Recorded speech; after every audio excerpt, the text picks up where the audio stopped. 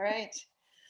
Good afternoon, friends and wellness seekers. I'm very pleased to be with you for a period of your precious time as I share what I hope to be a most revealing Facebook session with you, with my dear friend, Kim Vopni. I am, as you know, someone who has sought wellness for the last 20 years and more or less found it based on my Eating Clean platform and my clean living lifestyle and my 3 E's of wellness. But there are so many aspects to wellness. And for women, this particular cause is near and dear to my heart because I've been hearing you ask about pelvic floor health. So I brought the expert in and I want to introduce you to Kim Vopni. She calls herself the Vagina Coach. She has an amazing business, and I have had the privilege of not only meeting her in person, but working with her and actually taking her classes. And later on in this talk, I hope we get to discuss the blueberry. So over to you, Kim, over to you.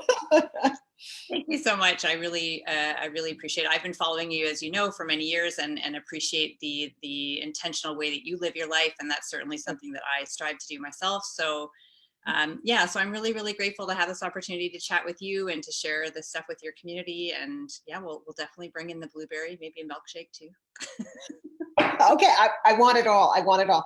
Kim, tell us a little bit about, because my audience is, they are wellness seekers. They're curious. They're dying to know, how you got involved with pelvic floor health and this whole question of what that means in the daily lives of women. Yeah, totally. So it certainly wasn't something that I grew up thinking that I wanted to be. I didn't want to be a vagina coach. I didn't know it was a job. I just sort of made it up. But essentially, it was my own curiosity. So I, like yourself, I've wanted to be healthy. I've wanted to live proactively healthy and seek out the best things that I can do to live my best life. And growing up, I had this sort of fascination, but also fear around childbirth. And I recognized in my mom that certain things that she would say or certain things that she stopped doing were a result of bladder incontinence, chronic back pain. So things that resulted in her body after pregnancy and birth. So I have a brother, so she's given birth vaginally twice. She had 2 episiotomies. And I remember seeing a childbirth education class, which that was definitely something I was like, no, I'm not participating in that. And then I remember talking to my mom and she said episiotomy. I'm like, no, I'm not having children. And so I sort of grew up thinking, no way. And then once I got married, and I actually watched my sister-in-law give birth, and she had used a midwife and she was doing perineal massage. And so all of these things gave me a completely different perspective from anything that I had ever seen. And knowing that, I was now kind of thinking, maybe I do want to start a family, but maybe I'll just opt for a cesarean section and maybe I'll do it that way. And anyway, so that's kind of how it started. I was pregnant the following year. My midwives told me about a product called the Epino, which is a biofeedback pelvic floor trainer, basically, that helps prepare the pelvic floor for birth. They're from Germany. And I remember thinking, oh my gosh, why does not every single woman know about this product? So after I used it, I had a great experience. I certainly credit my midwives and education that I had done for myself as well. But I felt like this played a role and I thought more people should know. So it started with, hey, Texana, the name of the company, can I please sell your product on the side? And it was just supposed to be a side thing. Yeah. And fast forward, I used it for my second birth. And then I started to have pelvic floor physiotherapists refer to me. And I had never heard of a pelvic floor physiotherapist at that time. And that was sort of my introduction to that world of pelvic health. And then again, I was thinking, okay, this product, why doesn't every woman know about it? And then second, pelvic floor physiotherapists, once I met with them and learned what they were doing, I also said, how is it that not every single woman is seeing a pelvic floor physiotherapist every year like we see the dentist? Right. So that kind of started me on my mission. And in 2009, I started to make it my full-time thing and combined my fitness background with, I trained as a doula and focused really on birth to start with.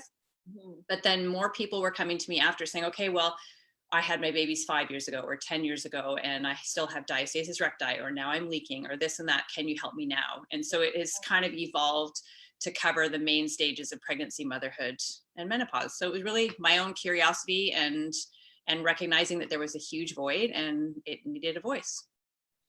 Well, I think your advice is going to land on many, many thankful ears, because I confess that I had absolutely no idea about pelvic floor health until I started hearing about it through yourself and indirectly through Rachel, Yep. my eldest daughter, who's had two children. Yeah. And then I remember asking you in that session. I said, I think I have a diastasis, but I'm not 100% sure, because there's a weird thing where some of my upper abs kind of pop out. I can never get them flat. And you're like, well, that's probably a diastasis from like ever ago, because of Yeah. course I had my babies in my 20s and I'm now 60. So that was, ignorance for me. But the whole idea of pelvic floor health at all, and the shocking statistic that fully 65% of women in menopause suffer from incontinence, scared me. Now, I want to tell you, I don't have this problem. Mm-hmm. I would have found out because I do a lot of rebounding. But could you please address pelvic floor health and this sort of menopause crisis that's upon us that seems to be such a problem? I'd love to hear, your take on it, and maybe some solutions. I'm sure the audience is dying to know. Yeah, of course. Everybody always wants the solutions, right? So I just to reference, what I'm talking about is this group of muscles. So we all have, and men do too, we all have a bony pelvis. Right. And we're talking about the group of muscles that closes off our pelvic outlet. So that's our tailbone, that's our pubic joint. And then if you were to kind of reach through into your butt cheeks and feel those little bony points. So those are the attachment points of that group of muscles. And your sit bones, just to be clear, those bony points. Sit bone. Yep, exactly. Yep. Got it. So it's kind of like, so there's your two sit bones, there's the pubic joint, and then at the base, there's the tailbone here, and we've got the vagina, and there's the urethra, and we also have our anus. So the group of muscles, that's the group of muscles we're talking about. And part of their role is to help close the sphincters, to help control if we want to be able to decide, do I need to pee, poo, fart? So we have to be able to decide between the three of them. And we also need to be able to say, not an appropriate time right now. So then can I hold it? Or if I have a cough or a sneeze, can they close really quickly to prevent leakage? So when we have an increase in pressure up above, so intra-abdominal pressure lives up here, and we all have it and we all need it. But when there's something maybe not working in this system down here and it can't manage that pressure, then leaks can happen. So that's one of the most common ones. Okay. People call it sneeze pee or peasing, but it's called stress urinary incontinence. And people associate it with, incontinence is just something that happens to older women, but it can happen to anybody. There's many of our young athletes, trampolinists, tennis players, gymnasts. It's high likelihood there as well. So statistics will say 1 in 3 increases with menopause. Yeah. Part of the reason why menopause may bring it on or maybe exacerbate it is often due to hormones. So yes, there's additional years of life. So there's age, there's additional years and maybe non-optimal posture. There's additional life influences. So maybe there's been surgeries or car accidents or falls or what have you. But a big one is hormones. So when we no longer are producing estrogen, then the tissues in our vagina and around in our pelvis start to dry. They start to become irritated. They can become sore. They start to atrophy and dryness are kind of a similar thing. They lose their suppleness and their juiciness, and that influences the muscles and their ability to close those sphincters off. So sometimes symptoms that maybe haven't been a problem or maybe have just been a problem on occasion are now starting to show up a little bit more. So from a solution perspective, I'm a believer in supporting with hormone, with bioidentical hormones. You can have local estrogen in the vagina. Also, hyaluronic acid is a really good option to help with the dryness and also moisture retention. Exactly. Yeah, the same stuff that we use, like we produce it in our body, but it starts to decrease. And all of those amazing facials and products and stuff that have hyaluronic acid in them, they help retain moisture. And that same principle is applied to the tissues in the pelvis. So you can insert it either with a finger or with you can get like a little plunger thing. It's kind of like a tampon almost that you you plunge it up into. It's best used at night. Okay. And just a sidebar on that, it's not used in place of a lubricant. So it helps heal tissue and it helps increase and retain moisture, but it's not something that increases lubrication for intercourse or sexual activity. So you would still want to use a lubricant. Kim, is there a component of this that's like, I've heard about these vagina facials? Is that what that is? I'm serious.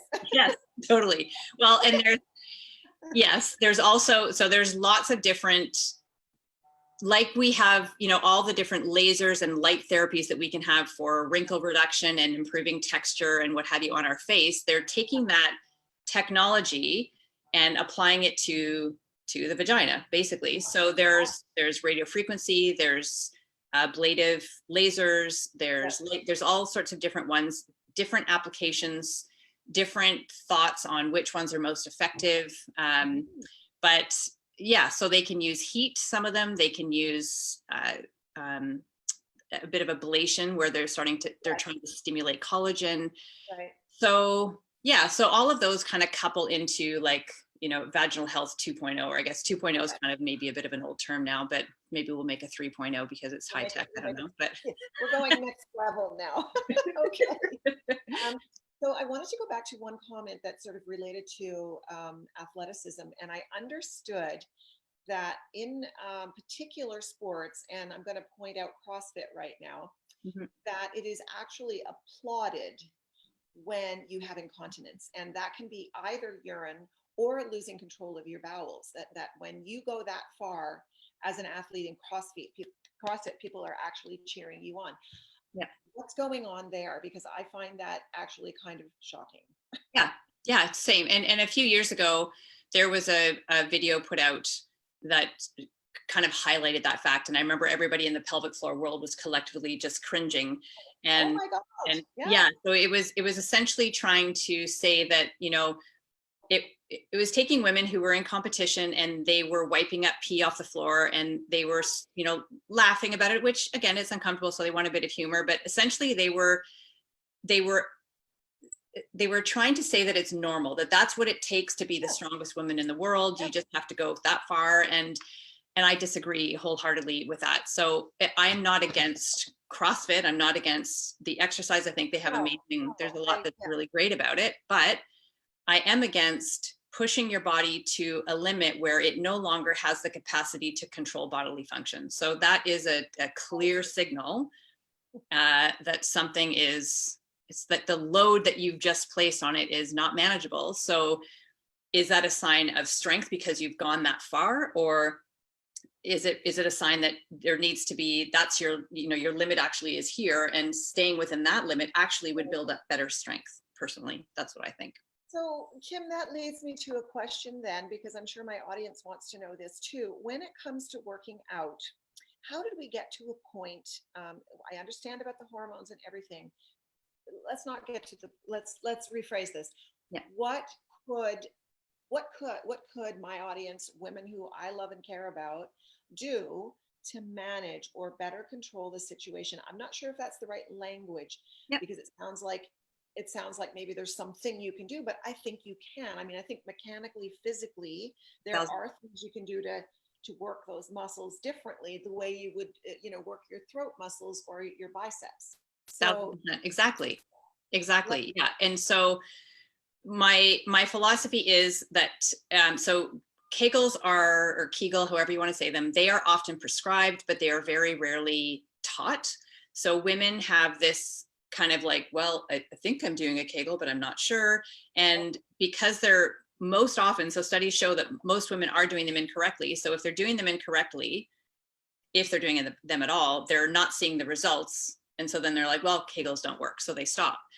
But they do work if they're done correctly, if they're done consistently, and in my opinion, if they're done coordinated with movement. So most Kegels, if you think about them, you're like, oh, do them at every red light or do them while you're brushing your teeth. And oftentimes we're in a static sitting position, which better than nothing. But oftentimes when we're in a sitting position, we're actually in more of a tucked position. I'll explain what I mean by that in a second. But I'm kind of Kegling right now. Nice.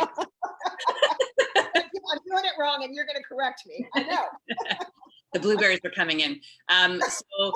So when you're sitting and doing Kegels, again, it's better than nothing, but that doesn't translate into when leaking usually shows up, which could be bending down to pick something up, or when I'm running, or when I'm on a trampoline, or what have you. Right. We need to train it in movements that mimic that and train within the symptom-free zone and gradually pushing the boundaries and get to the point where you can just jump on a trampoline with freedom. So posture is a big piece of it. And a lot of women, they just aren't even aware of how they might hold themselves and how that could be directly influencing their pelvis. So when I showed you this bony scaffolding before, here's our sacrum and our tailbone. And if anybody's ever had low back pain or SI joint pain, those are your SI joints right there. So it's joints. We have movement there. Oh, I see. So right. if I go underneath here, remembering that these are the attachment points of the muscle, Right. if I'm chronically sitting or standing in a tucked position, especially sitting where my tailbone is locked, the muscles here adapt by shortening. They hold on to more tension. They're not at their optimal resting length. So I always equate it to, here's an optimal resting length for my arm. Well, actually down here, but just so you can see it in the screen. If I was to walk around like this all day in a partial contraction, the body adapts to that. Like wearing high heels all the time, your calves shorten. So your body adapts to how it's held. So if you're chronically sitting tucked under or standing tucked under, the muscles shorten. And then, so pretend this is my pelvic floor. If now I am called upon to do something, part of my force capacity has been used up. So I have limited range of motion. Here I can generate my full force, but here I don't have as much left. Also, if I'm held here, I'm kind of tired. It's starting to ache a little bit. I might feel a little bit of pain. So then when I laugh or cough or sneeze up here, my pelvic floor is like, sorry, I almost had it, but I just didn't quite have enough to close that off. Does that make sense? That makes total sense. I get it. So yeah, I've heard it described, the body shapes to how you move it or don't move it, right? Yeah. That's what you're saying. Yeah, exactly. Great. So yep. So it's adapting. So if the muscles are chronically, if they're holding onto tension and chronically shortened or tightened, people think, oh, I want a tight pelvic floor, so that must be good. But a tight muscle doesn't mean a strong muscle. It means it's kind of stuck in a certain, it doesn't have suppleness to it. So oftentimes we need to learn to relax. We need to, first of all, find our optimal posture. So when you're sitting, you can do it with me. Everybody watching can do it now. Find those sit bones, sit on them, and then nod the pubic joint forward so that now your vulva is on the surface of the chair. It's basically kissing the chair. Yes, totally. I love that. Kissing the chair. Yep. Okay. So the other reason why this is important, so here's a neutral pelvis. Can you see these are your two hip bones and this is your pubic joint right here. I can feel them. Yep. Okay. So a lot of times when we're sitting more tucked, we would be sitting more here.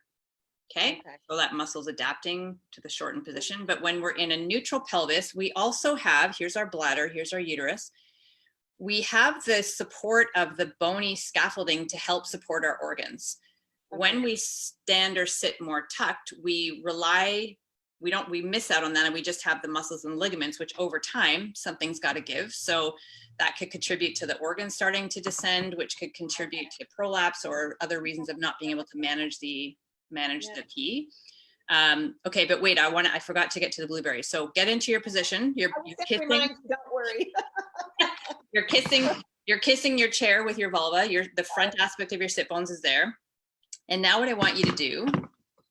So I've got my vulva. This is fun, ladies. I promise you, do try this right now. Yes, do it with us right now. So your vulva is right now on the surface of the chair, right? So I'm just going to turn it this way so you can see what I mean. But now when you inhale, when you take an inhalation or a breath in, I want the ribs to expand this way and I want the belly to expand. Yes, beautiful. And I also want your vulva to blossom. And then when you exhale, here's the blueberries. When you exhale, I want you to, your vulva's like this. When you exhale, I want you to pick up a blueberry and lift it up into the body. Okay, let's do that together, everybody. Can you walk us through that together? Yeah. Here we go. You're going to inhale and expand. Yep. Inhale and expand in the ribs. Let the belly soften. Blossom your vulva. Now I want you to exhale and engage by imagine picking up a blueberry with your vagina and your anus, lifting it up into your body. Right. Kegel face is right there. You might have squished the blueberry. Okay, that's a good point. So I always say, don't make blueberry juice. You want to just pick up the blueberries, Okay. and then when you inhale, you put your blueberries back down. All right. Have you girls got that? I hope you're all listening. Make a comment and drop us a blueberry because I really want this feedback. And I'd love for you to make that. You know what's important about that, Kim, is it's the mind into the muscle, and it's a story that people Totally. can really imagine and see for themselves. It's so I never forgot that. And Yeah. I think I saw you do that in class. It might have been 3 years ago in Montreal at the CanFit. Yeah. It's always like, and it's funny. People get a good laugh, but it's a good visual, right? A lot of people also think that when they're doing a Kegel, that it's all about just like squeezing their vagina so tight. Yeah, and oftentimes they end up using their inner thighs, or they use their glutes. And really it's a gentle drawing up and in, and then a letting go. Okay. Yeah. So I don't know if this is I think it is a pelvic floor question, but it may be a sexual question. I have read a lot about this whole idea that when a woman has an orgasm, she should squirt or ejaculate. Sure. And some do, some don't. My question, yeah, okay. So that's kind of what I want to put out there, because I don't know if that's a normal thing or a porn thing, or if it's pee, or what it is, because in all my reading, I've never found a succinct answer, and I thought you might have one. So it's not, pardon me, it's not something, I don't think that it's something that every woman should do. It's something that some women experience and others don't. And there's schools of thought on what exactly is it. And a lot of people say that it is a little bit of urine, some of it's just secretions. So the jury's still out on that. But it's, in my opinion, it's not something that I think it is a sign of, oh, you have a great functioning pelvic floor if you can squirt. It's, some people do, some people don't. I never have. I can't say that it's something that I'm trying to do either. I have pleasurable sex. I'm good with what I got, but other people want more, and maybe they get to that point, but it's not I don't think it's a sign of something that's, if you can't squirt, you have a dysfunctional pelvic floor. I don't think that. Thank you for saying that. Thank you for saying that, because I think that will give a lot of women some freedom and permission to relax with their sexuality there. Right. Next question I have comes, the audience is asking, is there or are there specific, let's say, deep core exercises we can do that strengthen the pelvic floor muscles other than the blueberry? Because the blueberry is fun, but I was just wondering, because I know for myself as a fitness and bodybuilder competitor back in the day, that I was 100% certain, I am 100% certain now, that I had no core muscles at all. I had muscles, but I had no strength. Mm-hmm. And so what I'm saying there is I did not engage the deep core, lower core muscles below the belly button properly in those days, no matter how cut and defined I was. So going back and learning how to do that, is this a component of pelvic floor health too? Yes, 1,000%. So at the end of the day, Kegels are a core exercise. In my teaching, I get people in correct posture first, because when you have a neutral pelvis, the pelvic floor is at its optimal resting length. It can do its full contract and relax and expansion. So posture comes first, and that applies to movement that we're doing as well. Okay. And really, when there is symptoms, so if there is leaking or pain or pressure, you have an organ that's out of position, so an organ prolapse, anything that's contributing to symptoms is a motivator for change.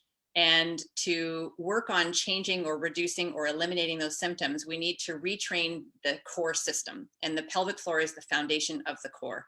Okay. So if the pelvic floor is not working optimally, then all of the core exercises in the world are not going to be as effective as they could be until that is addressed. So the retraining happens with pelvic floor initiated exercise and movement. So bringing it into a bridge or a squat or a lunge or a bicep curl or what have you, then you're starting to retrain the anticipatory element of our core. So our pelvic floor, we shouldn't have to be thinking about picking up blueberries for the rest of our life. We didn't think about it when we were younger. but along the way, that anticipatory element has been lost from posture, from babies, from pregnancy, from surgery, from car accident, whatever it is. But we can get that back. We just need to get proper posture, retrain the timing and the synergy of it, bring it into movement, and then eventually it'll become automated or anticipatory again. And then we don't have to. I still think in certain movements, I still think about picking up a blueberry if I'm lifting really, really heavy. But I don't all the time. So we also need freedom to allow the pelvic floor to respond to the load however it thinks it should. And if there are symptoms, that means that load is not appropriate right now. And what else could we be doing to train it so that it can manage and then eventually get back? And then one further thing on that is blueberry is just one cue. There's lots of different cues that get people to activate. And another one is also bringing in the transversus cues. So some people, after they've picked up a blueberry, maybe they think about, here's the two hip bones. Maybe they think about closing a book. Maybe they think about tension between those 2 points and the tension kind of cinching together. So some people benefit from that. Some people don't. The belly button to spine cue has been used in fitness for many, many years, and it's well intended to get the transversus. But when we contract the pelvic floor optimally, when it contracts and lifts, there is a co-contraction of the transversus abdominis, so that we don't have to think about belly button to spine if we get a good pelvic floor contraction, because it naturally happens. Right. So anytime you, like, really, you can turn a bicep curl into a core exercise. I was trying to imagine it. I was going to go back to that when you said that the bicep curl can actually be a core exercise. And listen, traditional bodybuilding and fitness will never tell you that. Never. So it's very interesting to me, and I'm educating at least myself and hopefully others. Okay, tell me the thought process. All right, we're gonna gear up. We're gonna pick up. Let's just say it's an easy curl bar. We've loaded it with I don't know, 15, 20 pounds either side. Yeah. Now I'm gonna curl. I'm standing here and I'm ready to curl it.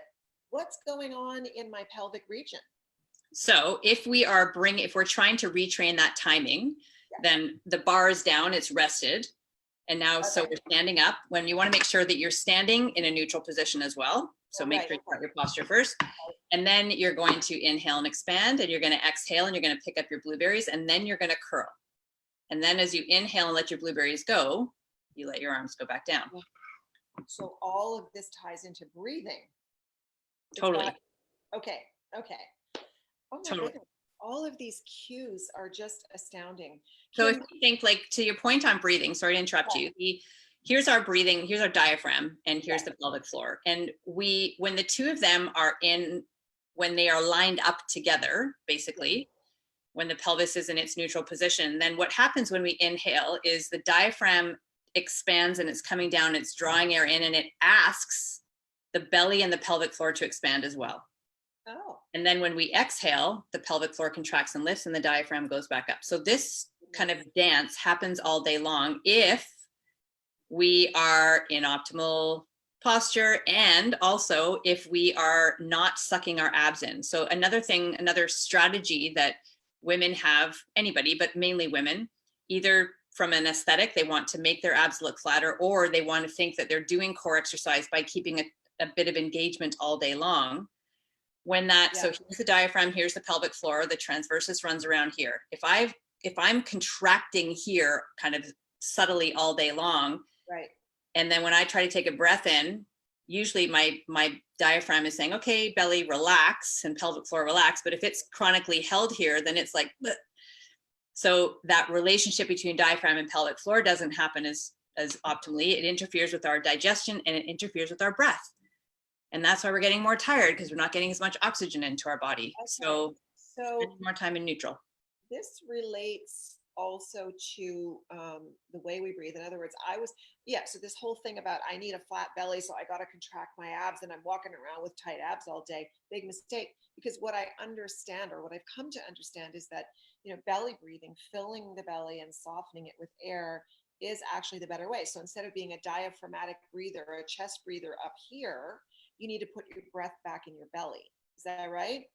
Yeah, I say like laterally into the rib cage first with an Okay. overflow into the belly. So I like there to be an expansion in the ribs and then make sure that there's a bit of an overflow rather than directing it strictly to the belly.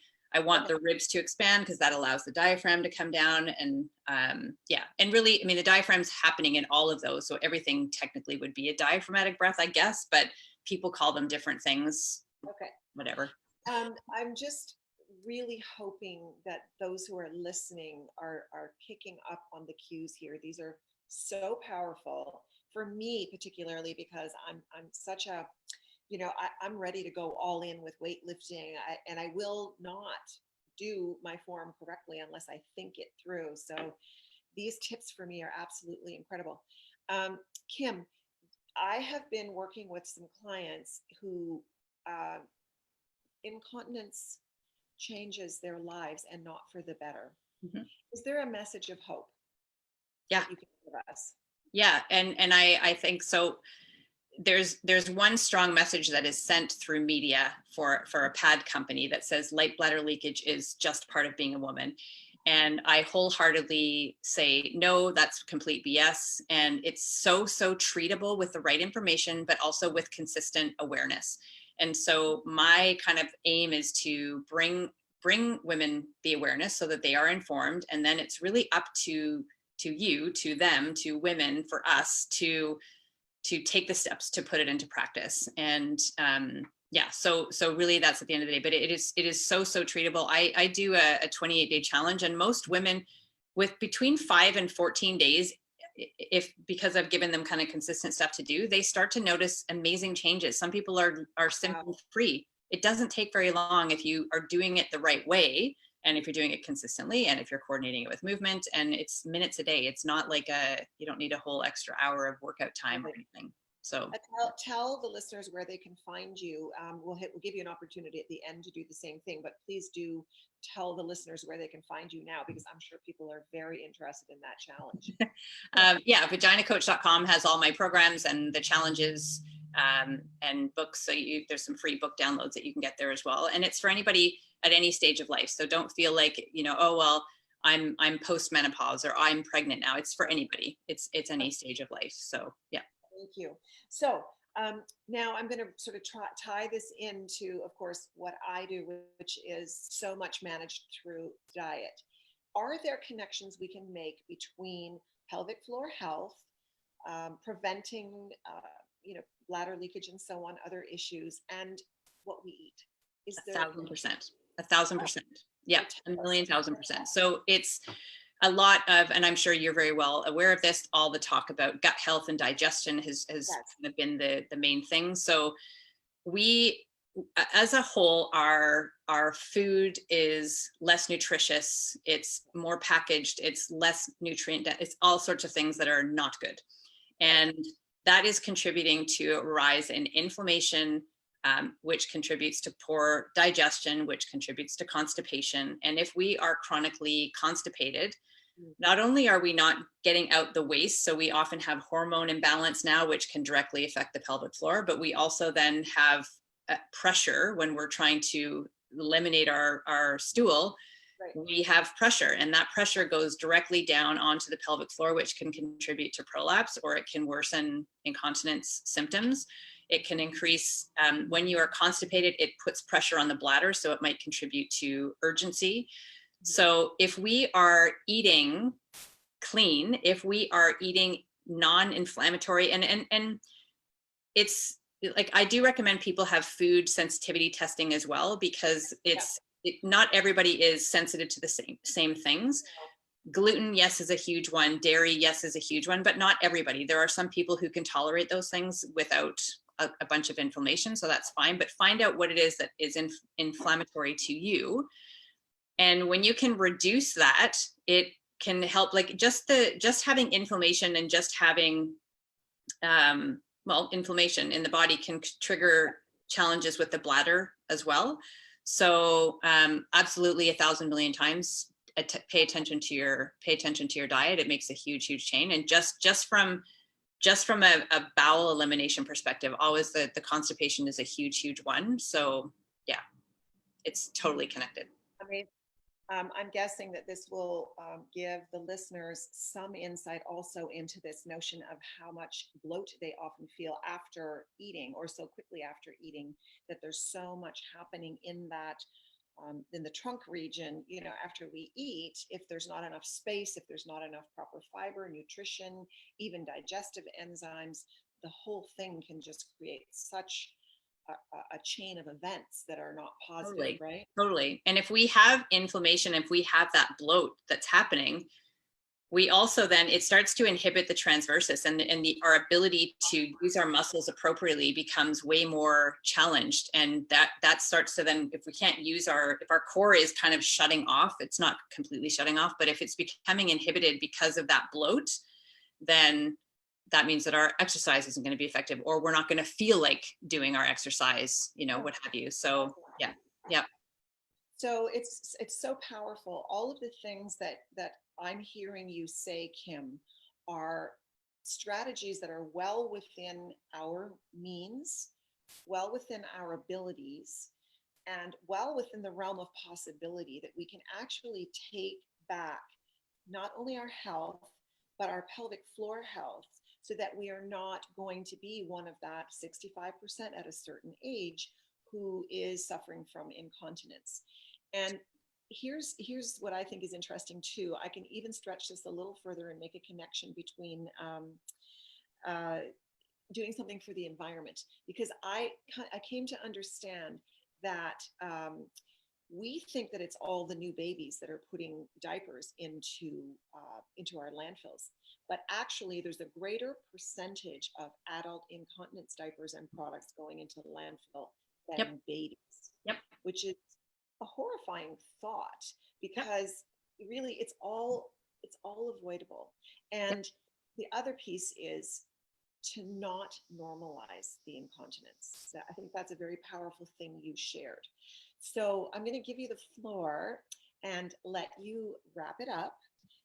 Give our listeners the top 3 things they can do right now, where they can find you, and let's do this again. This is amazing. I won't say goodbye now, but do give us a few little send-offs. I'd love it.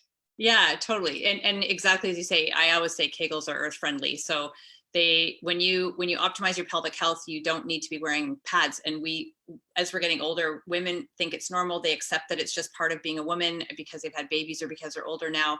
And pads cost $1,500 a year. If you're using one every single day, and sometimes people are using multiple a day, you would get more money in your bank account, and the earth would be saved at the same time. So do not accept pads as your destiny. Pay attention to how you hold your skeleton. So finding neutral, and it doesn't mean that you have to walk around and move and be 100% neutral all the time. Absolutely not. But it's where the majority of your day should be spent, where the pelvic floor and the core have its best opportunity to work in synergy. Of course, we can slouch and lie back on the couch every once in a while, 1,000%. But when you have a choice, find your neutral. So pay attention to how you hold your skeleton. I recommend every single woman see a pelvic floor physiotherapist annually, just like we see a dentist, even if you have no symptoms. We go to the dentist every year because we've been conditioned to do so. They check our teeth, even if I don't have a toothache. And then we come back again in another 6 months or a year. Do the same thing with your pelvic floor. And incorporate pelvic floor exercise into your day. 5 minutes, that's all you need. And if you incorporate it into your workout, even better, because then you're bringing it into movement. So that's my Kegel Mojo philosophy that I preach. But and one more thing I wanted to say is, surgery is often what women hear as their solution. So if they've put up with it, usually women put up with it for about 7 years before they seek help. And when they finally do, they go to their doctor, and the doctors typically, they're starting to refer a bit to pelvic floor physio now, but oftentimes it's drugs or surgery that are recommended. Right. And surgery can fix the problem. And I'm not against surgery by any means. I'm against uninformed surgery. So if you choose to have it, or if you are to the point where you absolutely need it, there should be pelvic floor physio as a prehab and a rehab, because it fixes symptoms, but it doesn't fix the things that contributed to the challenges happening in the first place, like posture or improper breathing or lack of consistency with pelvic floor. So those will kind of be my main things. Vaginacoach.com. You can find me on social media as well as my website, and my programs are available. And I run the challenge monthly, and it's fun, it's engaging, and it gets women in that habit of choosing of taking time to have their pelvic floor paid attention to. To have some love in the pelvic Have floor some region. love. We also find you on social media, Kim, for the audience, in case they have a question post interview, or maybe they'd like to contact you. Yeah. So Vagina Coach is where I am for Twitter, Facebook, Instagram. Instagram is usually where I spend the most time. And for anybody who's pregnant, you can also find me at Bellies Inc., bellies-inc.com, and Bellies Inc. on social media as well, if you have a pregnancy specific question or postpartum recovery. But either of those places, I can address both. Yeah. And do you have anything new and exciting coming for you over the next year? I know the last time we talked, which was late last year, things were underfoot for you. So I'm curious to know, what's new and developing for you. Yeah, so so Bellies Inc. is a company that I started with two other women, a pelvic floor physiotherapist and another trainer. And as of October, I took over full ownership. So we had a mutual and completely amicable separation, and we will continue to teach together. But I took over the company as a whole. And so I've been kind of in amalgamation mode and incorporating the education, the certification courses we have for professionals into kind of my one main platform. And then I just this month, actually a couple of weeks ago, I launched a pregnancy version of my 28-day challenge called Birth Like a Boss. And so those are kind of the two newest things, I guess, that I'm working on and or that I have worked on. And now I'm toying with potentially having some sort of a like membership, but it's more workout based. So yes, I have the programs and the 28-day challenge, but some people, to be able to take it to the next level where we're actually incorporating a lot more weight training and bodybuilding, I'm trying to see how I might incorporate that. So that's kind of in my head at the moment. We'll see. Well, I want to tell you from the bottom of my pelvic floor and my kissy vulva right now, because it's kissing the floor, the chair, that I'm deeply grateful for your frank and practical advice. I think these are conversations that women ought to have, and have them without shame. Mm-hmm. I think that you have given us hope and given us even practical strategies we can incorporate today is absolutely tremendous. And I do want to thank you for spending this time with myself and my audience, and hopefully some of yours have joined in along the way. Mm-hmm. I hope we can continue this relationship, and who knows what we can come up with in the future. Yes, exactly. Would love to explore that. Well, I'm really grateful for you having me and for helping spread the message, because I think, the more we get the awareness out, the more women that will have their eyes opened and be able to make different choices that will change their life. So thank you. Agree, and get the quality of life back, because we deserve it. Because this life is this piece right here, and you got to step into it every day with that confidence. Exactly. So I'm going to say goodbye to our audience, and hold on for a few minutes, Kim, and we'll say goodbye at the end. But thank you.